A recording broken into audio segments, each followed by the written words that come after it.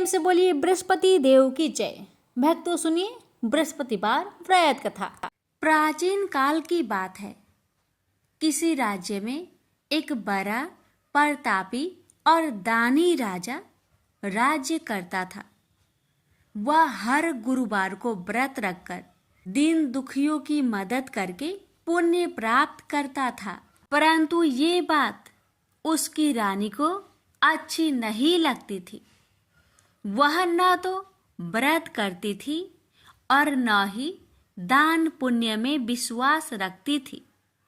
इतना ही नहीं, वह राजा को भी ऐसा करने से मना करती थी। एक समय की बात है। राजा शिकार खेलने के लिए वन में गए। घर पर रानी और दासी थी। उसी समय गुरु बृहस्पति देव साधु का रूप धारण कर राजा के दरवाजे पर भिक्षा मांगने आए। साधु ने जब रानी से भिक्षा मांगी तो वह कहने लगी, हे साधु महाराज, मैं इस दान और पुण्य से तंग आ गई हूँ। आप कोई ऐसा उपाय बताएं जिससे कि सारा धन नष्ट हो जाए और मैं आराम से रह सकूं। इतना सुनकर बृहस्पति देव ने कहा, हे देवी, तुम बड़ी विचित्र हो। संतान और धन से कोई दुखी होता है? अगर अधिक धन है तो उसे शुभ कार्यों में लगाओ, कुंवारी कन्याओं का विवाह कराओ, विद्यालय और बाग बगीचे का निर्माण कराओ, जिससे तुम्हारे दोनों लोग सुधरे। परंतु साधु की इन बातों से रानी को खुशी नहीं हुई। उसने कहा कि मुझे ऐसे धन की आवश्यकता नहीं है जिसे मैं दान दूं और जिसे संभालने में मेरा सारा समय नष्ट हो जाए।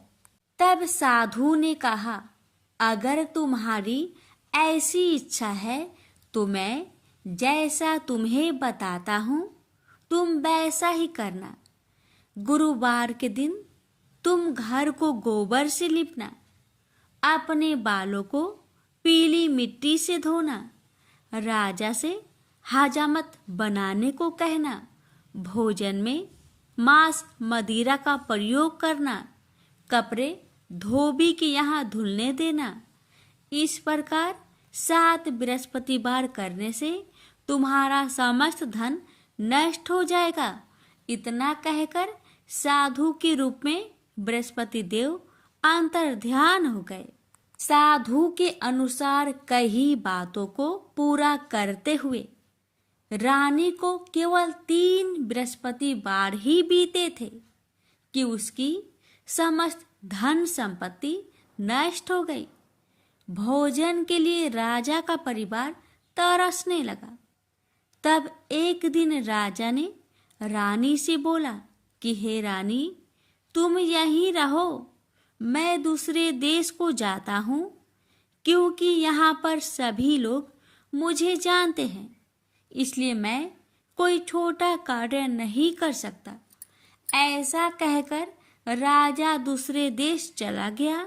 वहाँ वह जंगल से लकड़ी काट कर लाता और शहर में बेचता।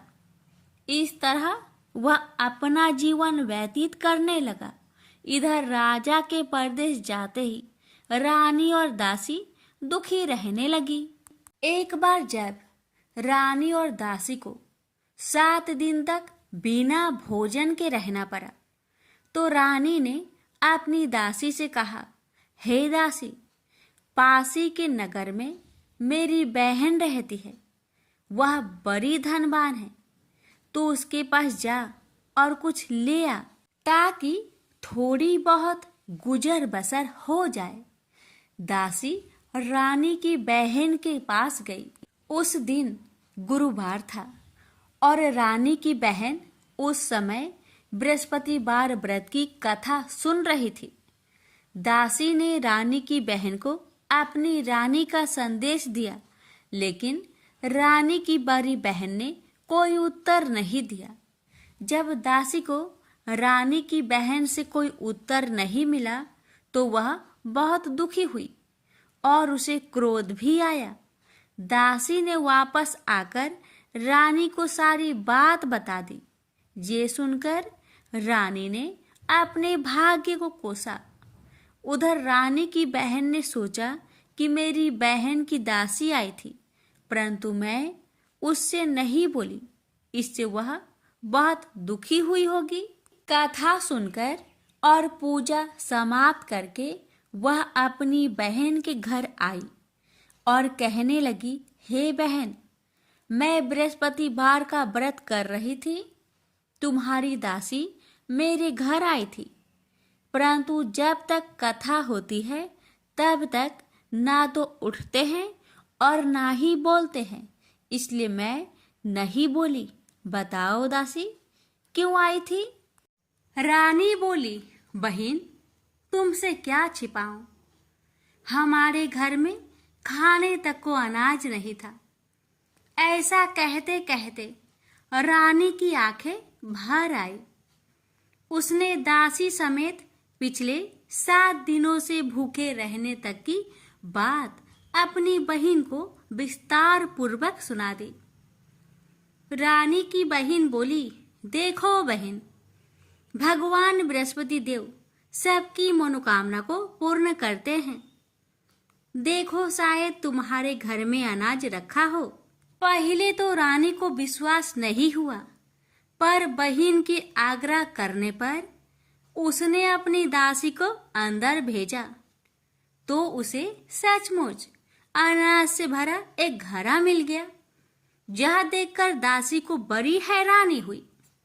दासी रानी से कहने लगी, हे रानी, जब हमको भोजन नहीं मिलता तो हम व्रत ही तो करते हैं, इसलिए क्यों न इनसे व्रत और कथा की विधि पूछ ली जाए ताकि हम भी व्रत कर सके। तब रानी ने अपनी बहन से बृहस्पतिवार व्रत के बारे में पूछा। उसकी बहन ने बताया, बृहस्पतिवार के व्रत में चने की दाल और मुनक्का से विष्णु भगवान का केले के जड़ में पूजन करे तथा दीपक जलाए, व्रत कथा सुने और पीला भोजन ही करे। इससे बृहस्पति देव प्रसन्न होते हैं। व्रत और पूजन विधि बताकर रानी की बहन अपने घर लौट आई। 7 दिन के बाद जब गुरुवार आया तो रानी और दासी ने व्रत रखा। घुड़सार में जाकर चना और गुड़ लेकर आई। फिर उससे केले की जड़ तथा विष्णु भगवान का पूजन किया। अब पीला भोजन कहाँ से आए? इस बात को लेकर दोनों बहुत दुखी थे। चूंकि उन्होंने व्रत रखा था, इसलिए बृहस्पति देव उनसे प्रसन्न थे। इसलिए वे एक साधारण व्यक्ति का रूप धारण कर 2 थालों में सुंदर पीला भोजन दासी को दे गए। भोजन पाकर दासी प्रसन्न हुई और फिर रानी के साथ मिलकर भोजन ग्रहण किया। उसके बाद वे सभी गुरुवार को व्रत और पूजन करने लगी। बृहस्पति भगवान की कृपा से उनके पास फिर से धन संपत्ति आ गई, परंतु रानी फिर से पहले की तरह आलस्य करने लगी। तब दासी बोली, देखो रानी, तुम पहले भी इस प्रकार आलस्य करती थी। तुम्हें धन रखने में कष्ट होता था, इस कारण सभी धन नष्ट हो गया, और अब जब भगवान बृहस्पति की कृपा से धन मिला है तो तुम्हें फिर से आलस्य होता है। रानी को समझाते हुए दासी कहती है कि बड़ी मुसीबतों के बाद हमने यह धन पाया है, इसलिए हमें दान पुण्य करना चाहिए, भूखे मनुष्य को भोजन कराना चाहिए और धन को शुभ कार्य में खर्च करना चाहिए, जिससे तुम्हारे कुल का यश बढ़ेगा, स्वर्ग की प्राप्ति होगी और पितृ प्रसन्न होंगे। दासी की बात मानकर रानी अपना धन शुभ कार्य में खर्च करने लगी, जिससे पूरे नगर में उसका यश फैलने लगा। बृहस्पतिवार व्रत कथा के बाद श्रद्धा के साथ आरती की जानी चाहिए। इसके बाद प्रसाद बांटकर उसे ग्रहण करना चाहिए। एक दिन राजा दुखी होकर जंगल में एक पेड़ के नीचे आसन जमाकर बैठ गया। वह अपनी दशा को याद करके व्याकुल होने लगा। बृहस्पतिवार का दिन था। एकाएक उसने देखा कि निर्जन वन में एक साधु प्रकट हुए। वह साधु भेष में स्वयं बृहस्पति देवता थे। लकड़हारे के सामने आकर बोले, हे लकड़हारे, इस सुनसान जंगल में तू चिंता मग्न क्यों बैठा है? लकड़हारे ने दोनों हाथ जोड़कर प्रणाम किया और उत्तर दिया, महात्मा जी, आप सब कुछ जानते हैं, मैं क्या कहूँ? यह कहकर रोने लगा और साधु को अपनी आत्मकथा सुनाई। महात्मा जी ने कहा, तुम्हारी स्त्री ने बृहस्पति के दिन बृहस्पति भगवान का निरादर किया है, जिसके कारण रुष्ट होकर उन्होंने तुम्हारी यह दशा कर दी। अब तुम चिंता को दूर करके मेरे कहने पर चलो तो तुम्हारे सब कष्ट दूर हो जाएंगे और भगवान पहले से भी अधिक संपत्ति देंगे। तुम बृहस्पतिवार के दिन कथा किया करो।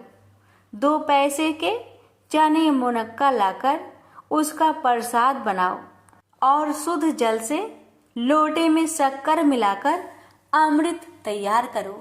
कथा के पश्चात अपने सारे परिवार और सुनने वाले प्रेमियों में अमृत व प्रसाद बांटकर आप भी ग्रहण करो।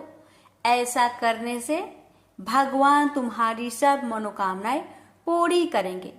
साधु के ऐसे वचन सुनकर लकड़हारा बोला, हे प्रभु, मुझे लकड़ी बेचकर इतना पैसा नहीं मिलता जिससे भोजन के उपरांत कुछ बचा सकूं।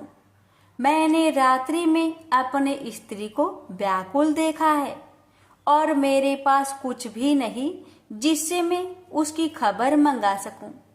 साधु ने कहा, हे लकड़हारे, तुम किसी बात की चिंता मत करो। बृहस्पति के दिन तुम रोजाना की तरह लकड़ियां लेकर शहर को जाओ। तुम्हारे रोज से दुगुना धन प्राप्त होगा, जिससे तुम भली भांति भोजन कर लोगे तथा बृहस्पति देव की पूजा का सामान भी आ जाएगा। इतना कहकर साधु अंतर्ध्यान हो गए। धीरे धीरे समय व्यतीत होने पर फिर वही बृहस्पतिवार का दिन आया। लकड़हारा जंगल से लकड़ी काटकर किसी शहर में बेचने गया। उसे उस दिन और दिन से अधिक पैसा मिला। राजा ने चना गुड़ आदि लाकर गुरुवार का व्रत किया। उस दिन से उसके सभी कलेश दूर हुए। परंतु जब दोबारा गुरुवार का दिन आया तो बृहस्पतिवार का व्रत करना भूल गया। इस कारण बृहस्पति भगवान नाराज हो गए। उस दिन उस नगर के राजा ने विशाल यज्ञ का आयोजन किया तथा शहर में यह घोषणा करा दी कि कोई भी मनुष्य अपने घर में भोजन न बनावे, न आग जलावे। समस्त जनता मेरे यहाँ भोजन करने आवे। इस आज्ञा को जो न मानेगा उसे फांसी की सजा दी जाएगी। इस तरह की घोषणा संपूर्ण नगर में करवा दी गई। राजा की आज्ञा अनुसार शहर के सभी लोग भोजन करने गए, लेकिन लकड़हारा कुछ देर से पहुंचा, इसलिए राजा उसको अपने साथ घर लिवा ले गए और ले जाकर भोजन करा रहे थे तो रानी की दृष्टि उस खूंटी पर पड़ी जिस पर उसका हार लटका हुआ था। वह वहां पर दिखाई नहीं दिया। रानी ने निश्चय किया कि मेरा हार इस मनुष्य ने चुरा लिया है। उसी समय सिपाहियों को बुलवाकर उसको कारागार में डलवा दिया। जब लकड़हारा कारागार में पड़ गया और बहुत दुखी होकर विचार करने लगा कि ना जाने कौन से पूर्व जन्म के कर्म से मुझे यह दुख प्राप्त हुआ है, और उसी साधु को याद करने लगा जो कि जंगल में मिला था। उसी समय तत्काल बृहस्पति देव साधु के रूप में प्रकट हुए और उसकी दशा को देखकर कहने लगे, अरे मूर्ख, तूने बृहस्पति देव की कथा नहीं करी, इस कारण तुझे दुख प्राप्त हुआ है। अब चिंता मत कर, बृहस्पतिवार के दिन कारागार के दरवाजे पर 4 पैसे पड़े मिलेंगे। उनसे तू बृहस्पति देव की पूजा करना, तेरे सभी कष्ट दूर हो जाएंगे। बृहस्पति के दिन उसे 4 पैसे मिले। लकड़हारे ने कथा कही। उसे रात्रि को बृहस्पति देव ने उस नगर के राजा को सपने में कहा, हे राजा, तुमने जिस आदमी को कारागार में बंद किया है वह निर्दोष है, वह राजा है, उसे छोड़ देना। रानी का हार उसी खूंटी पर लटका है। अगर तू ऐसा नहीं करेगा तो मैं तेरे राज्य को नष्ट कर दूंगा। इस तरह रात्रि के सपनों को देखकर राजा प्रातः काल उठा और खूंटी पर हार देखकर लकड़हारे को बुलाकर क्षमा मांगी तथा लकड़हारे को योग सुंदर वस्त्र आभूषण देकर विदा कर दिया। बृहस्पति देव की आज्ञा अनुसार लकड़हारा अपने नगर को चल दिया। राजा जब अपने नगर के निकट पहुंचा तो उसे बड़ा आश्चर्य हुआ। नगर में पहले से अधिक बाग, तालाब, कुएं तथा बहुत सी धर्मशाला, मंदिर आदि बन गई है। राजा ने पूछा, यह किसका बाग और धर्मशाला है? तब नगर के सब लोग कहने लगे, यह सब रानी और बांदी की है। तो राजा को आश्चर्य हुआ और गुस्सा भी आया। जब रानी ने यह खबर सुनी कि राजा आ रहे हैं तो उन्होंने बांदी से कहा कि हे दासी, देख, राजा हमको कितनी बुरी हालत में छोड़ गए थे। हमारी ऐसी हालत देखकर वह लौट न जाए, इसलिए तू दरवाजे पर खड़ी हो जा। आज्ञा अनुसार दासी दरवाजे पर खड़ी हो गई। राजा आए तो उन्हें अपने साथ लिवा लाई। तब राजा ने क्रोध करके अपनी रानी से पूछा कि यह धन तुम्हें कैसे प्राप्त हुआ? तब उन्होंने कहा, हमें यह सब धन बृहस्पति देव के इस व्रत के प्रभाव से प्राप्त हुआ है। राजा ने निश्चय किया कि 7 रोज बाद तो सभी बृहस्पति देव का पूजन करते हैं, परंतु मैं प्रतिदिन दिन में 3 बार कहानी तथा रोज व्रत किया करूंगा। अब हर समय राजा ने दुपट्टे में चने की दाल बांधी रहती तथा दिन में 3 बार कहानी कहता। एक रोज राजा ने विचार किया कि चलो अपनी बहन के यहाँ हो आवे। इस तरह निश्चय कर राजा घोड़े पर सवार हो अपनी बहन के यहाँ को चलने लगा। मार्ग में उसने देखा कि कुछ आदमी एक मुर्दे को लिए जा रहे हैं। उन्हें रोककर राजा कहने लगा, अरे भाइयों, मेरी बृहस्पति देव की कथा सुन लो। वे बोले, लो, हमारा तो आदमी मर गया है, इसको अपनी कथा की परी है। परंतु कुछ आदमी बोले, अच्छा कहो, हम तुम्हारी कथा भी सुनेंगे। राजा ने दाल निकाली और जब कथा आधी हुई थी कि मुर्दा हिलने लग गया और जब कथा समाप्त हो गई तो राम राम करके मनुष्य उठकर खड़ा हो गया। आगे मार्ग में उसे एक किसान खेत में हल चलाता मिला। राजा ने उसे देख और उससे बोले, अरे भैया, तुम मेरी बृहस्पतिवार की कथा सुन लो। किसान बोला, जब तक मैं तेरी कथा सुनूंगा तब तक 4 हरैया जोत लूंगा। जा अपनी कथा किसी और को सुनाना। इस तरह राजा आगे चलने लगा। राजा के हंसते ही बैल पछाड़ खाकर गिर गए तथा किसान के पेट में बड़ी जोर का दर्द होने लगा। उस समय उसकी माँ रोटी लेकर आई। उसने जब यह देखा तो अपने पुत्र से सब हाल पूछा और बेटे ने भी सभी हाल कह दिया। तो बुढ़िया दौड़ी दौड़ी उस घोड़ सवार के पास गई और उससे बोली कि मैं तेरी कथा सुनूंगी, तू अपनी कथा मेरे खेत पर चलकर ही कहना। राजा ने बुढ़िया के खेत पर जाकर कथा कही। इसके सुनते ही वह बैल उठ खड़ा हुई तथा किसान के पेट का दर्द भी बंद हो गया। राजा अपनी बहन के घर पहुंचा। बहन ने भाई की खूब मेहमानी की। दूसरे रोज प्रातःकाल राजा जागा तो वह देखने लगा कि सब लोग भोजन कर रहे हैं। राजा ने अपनी बहन से कहा, ऐसा कोई मनुष्य है जिसने भोजन नहीं किया हो? मेरी बृहस्पतिवार की कथा सुन ले। बहन बोली, हे भैया, यह देश ऐसा ही है कि पहले यहाँ लोग भोजन करते हैं, बाद में अन्य काम करते हैं। अगर कोई पड़ोस में हो तो देख आऊं। वह ऐसा कहकर देखने चली गई, परंतु उसे कोई ऐसा व्यक्ति नहीं मिला जिसने भोजन न किया हो।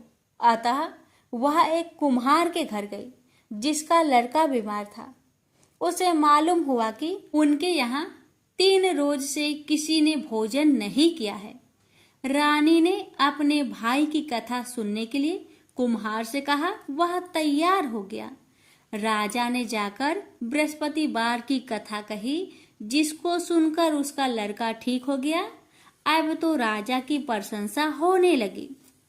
एक रोज राजा ने अपनी बहन से कहा कि हे बहन, हम अपने घर को जाएंगे, तुम भी तैयार हो जाओ। राजा की बहन ने अपनी सास से कहा। सास ने कहा, हाँ चली जा, परंतु अपने लड़कों को मत ले जाना, क्योंकि तेरे भाई के कोई औलाद नहीं है। बहन ने अपने भैया से कहा, हे भैया, मैं तो चलूंगी पर कोई बालक नहीं जाएगा।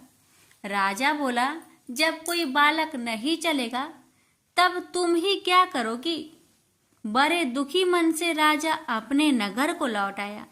राजा ने अपनी रानी से कहा, हम निरवंशी है, हमारा मुंह देखने का धर्म नहीं है और कुछ भोजन आदि नहीं किया। रानी बोली, हे प्रभु, बृहस्पति देव ने हमें सब कुछ दिया है, वह हमें औलाद अवश्य देंगे।